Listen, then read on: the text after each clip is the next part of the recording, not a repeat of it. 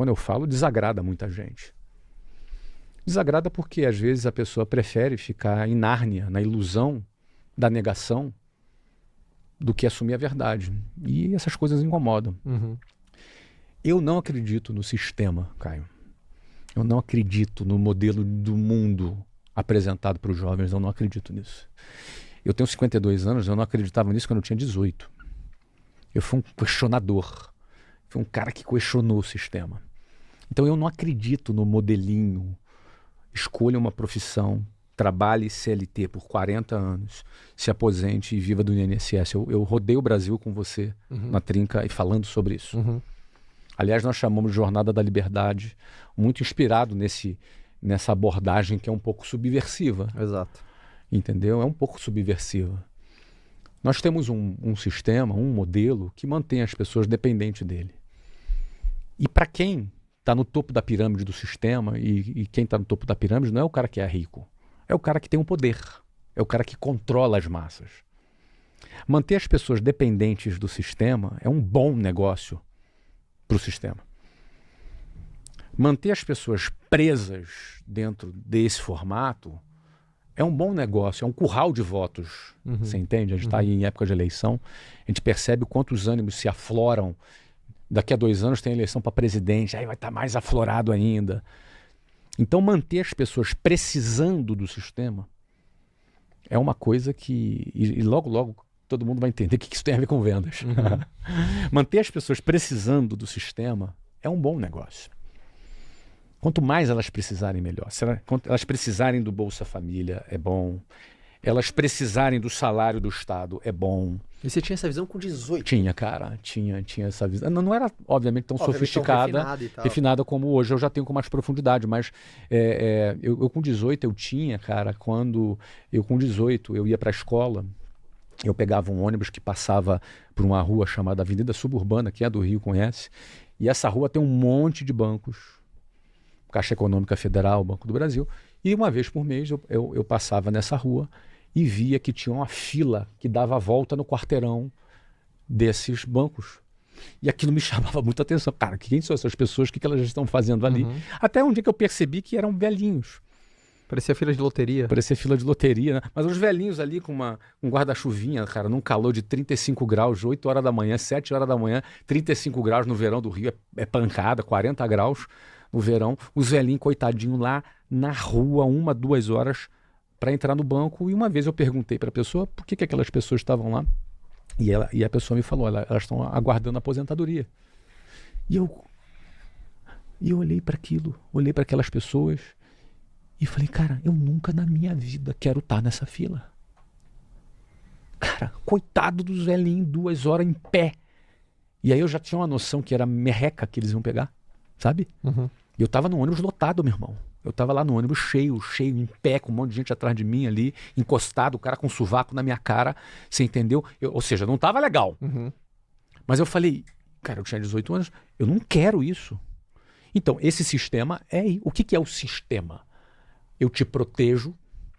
Aqui de baixo você está protegido por leis e garantias. Eu te protejo. É quase uma coisa meio mafiosa. Você entendeu? Ó, me dá aqui uma grana aqui, todo mês que eu te protejo. Sabe, a milícia, o tráfico, que chega ao cara, meu irmão, me dá aí. A máfia italiana faz isso, entendeu? Para mim, é como se fosse uma máfia. Ó, eu te protejo, eu desconto 25% do seu salário, do INSS, mas não sei quanto, mais 15% disso, mas não sei quanto, mais imposto de renda, mas não sei o que lá, e eu te protejo, eu vou te dar proteção. Que proteção? Aquela porcaria? A fila do INSS? Entendeu? Eu não quero estar nessa fila do INSS. Eu não vou estar nessa fila do INSS. E quando as pessoas elas são convencidas, e de geração em geração as famílias convencem seus filhos de que aquilo de fato é uma proteção, a gente cria uma geração de escravos desse sistema. Tem uma abolicionista americana, eu esqueci o nome dela, tem até um filme com ela.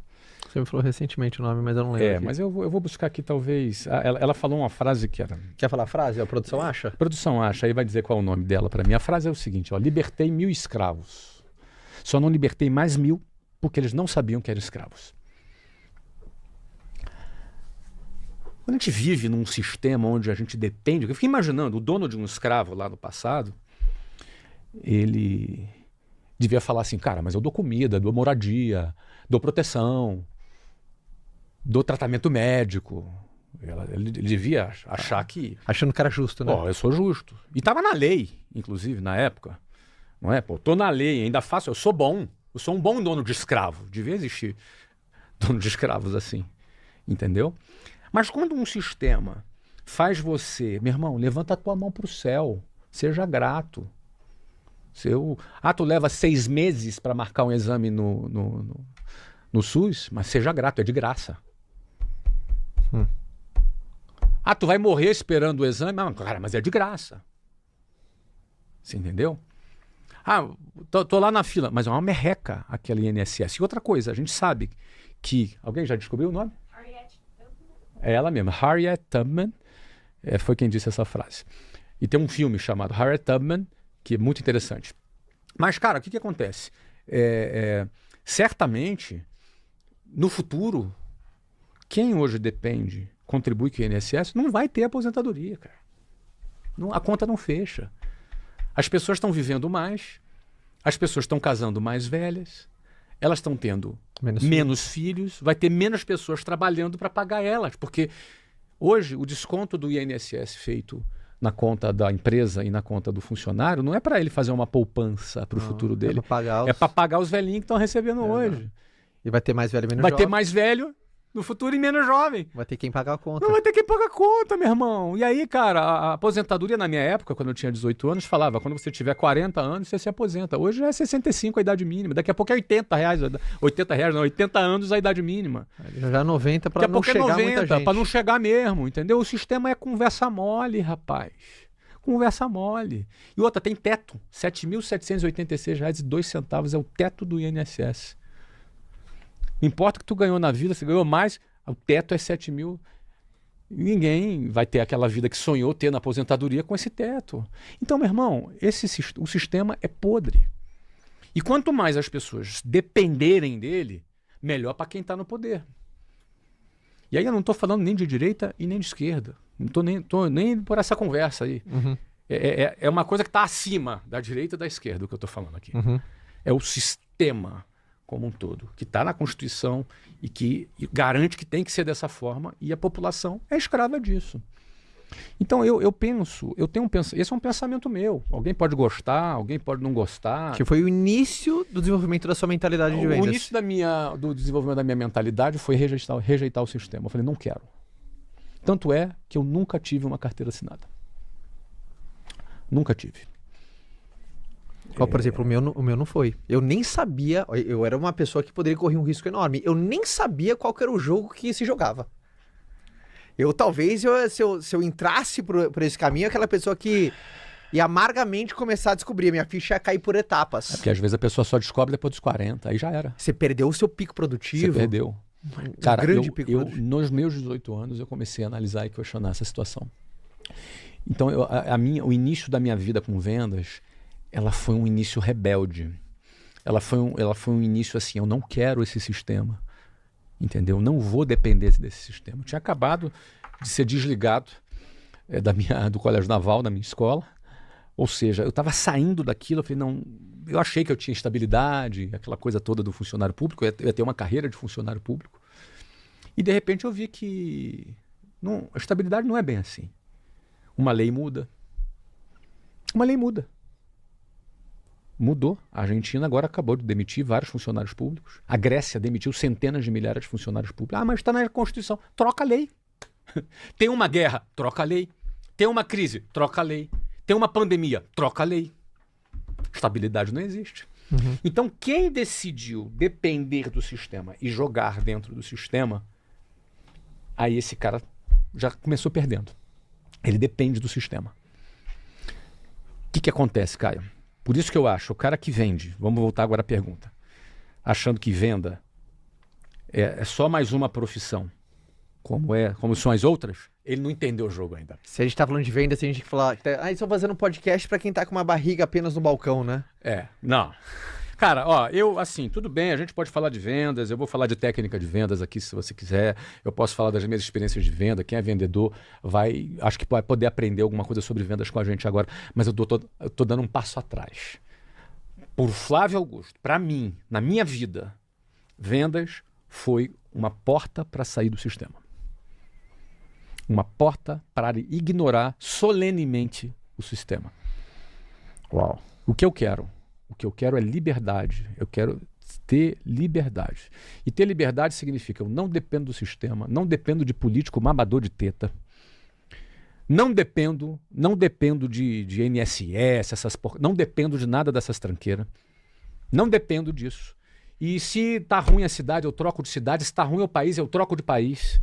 E fim de papo. Eu vou trabalhar, vou gerar receita, porque desde quando o capitalismo entrou no mundo, no final do século XIX, o que mudou no mundo foi uma grande revolução. Grande parte da humanidade vivia na extrema pobreza no final da década no século XIX. Grande parte da humanidade vivia na extrema pobreza. A pobreza era grande parte, a expectativa de vida era baixíssima. Era muito provavelmente ali ao redor dos 40 e poucos anos de idade. 1902, a expectativa de vida era 42 anos. Olha aí, 42 anos, não é? Ou seja, a expectativa de vida era baixa. E aí, com a entrada do capitalismo, com a produção, com a entrada do mercado, o que aconteceu é que a expectativa de vida aumentou. Ah, não, mas foi a área científica que trabalhou, porque tinha dinheiro para financiar. Entendeu? Porque a indústria farmacêutica queria desenvolver as soluções para poder vender e faturar. Ou seja, o desejo individual do indivíduo, da empresa, das pessoas moveram o mundo. Hoje, a extrema pobreza quase foi erradicada do mundo. A extrema pobreza. Claro que existe ainda, mas ela é minoria. Antes era maioria. Agora é menos. A pobreza como um todo no Brasil também já reduziu bastante. Hoje a classe média, a considerada classe média no Brasil, já é a maioria no país. Tanto que não se fala mais em combate à pobreza. Agora se fala em desigualdade social.